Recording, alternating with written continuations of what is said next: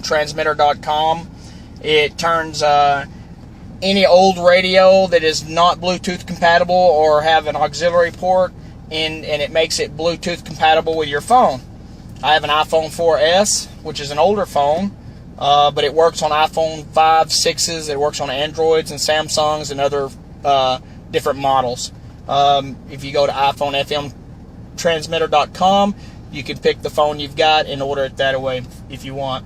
I ordered this one for my iPhone 4S, and we're going to see if it works. I saw it on Facebook through Gizmo Guy's advertising. Again, that was Gizmo Guy.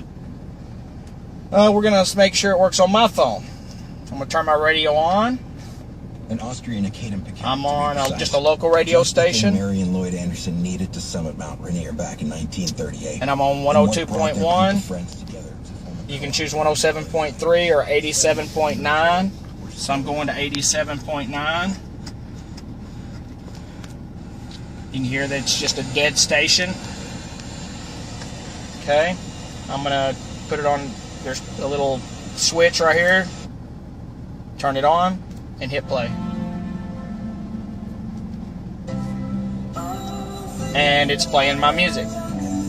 Let's go to another. Choose another song selection. It goes to it. It's turning my phone, my hands-free device or stereo into a hands-free device. So it does work. Now I'm going to make a phone call with it, and let's see how it works. You can use the volume on the side of your phone, or you can use the volume on the radio itself.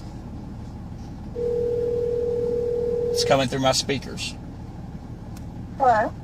Hello, can you hear me? Yeah. Can you hear me well? Yeah. Okay, thank you. Call me back, please.